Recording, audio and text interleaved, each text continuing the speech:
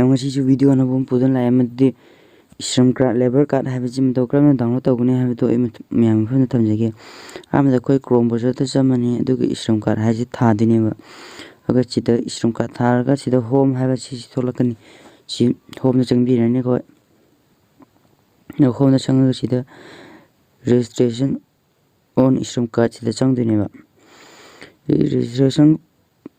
का श्रम कार्ड चिदा चंगा तौगद थमने अदो मैम वीडियो जे होद्रिंगे लाइक अमसुंग सब्सक्राइब तौसनबिरमो हि हुजिक श्रम कार्ड चंग्रे अपडेट अदुगा सिगी मोबाइल नंबर आधार लिंक लेबो मोबाइल नंबर नत्रबदि यारो आधार लिंक लेबो मोबाइल नंबर दा तौबिगदबने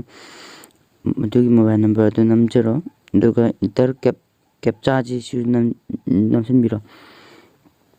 मैमना वीडियो जे येंगगब तुंगदा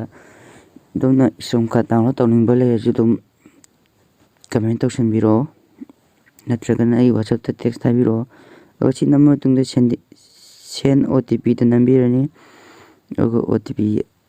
OTP अदु मेसेंजर नि कोई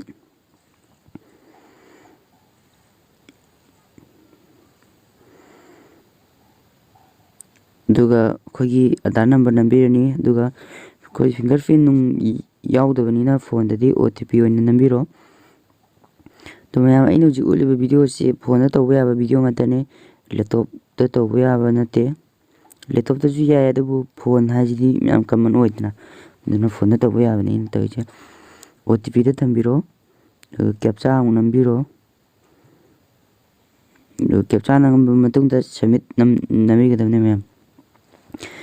मरथन आई वीडियो से लाइक तौबा अमसुंग सब्सक्राइब तौबा काविगनो सबमिट तौबिरो दुगा अमुकमु आधार लिंक लेबो मोबाइल नंबर दा मैसेज लाकनी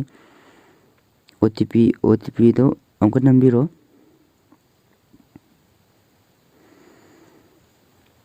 OTP दो नंबर मतुंग दा दोंगी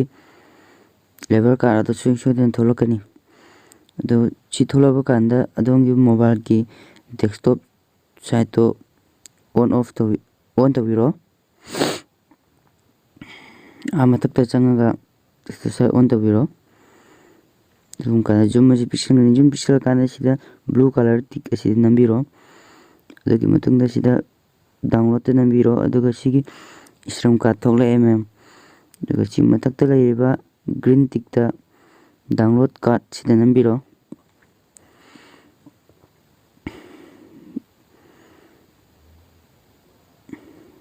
तगी डाउनलोड अदोम के फोन दा डाउनलोड सोदन तरंगने ए दु जुदुम उलके सिदा ब्लू ग्रीन की डाउनलोड UAN कार्ड है सिदा नि को नंबी दुजि मैम एगी लेबर कार्ड द सिदा लेरे मैम चीजे हाना एगी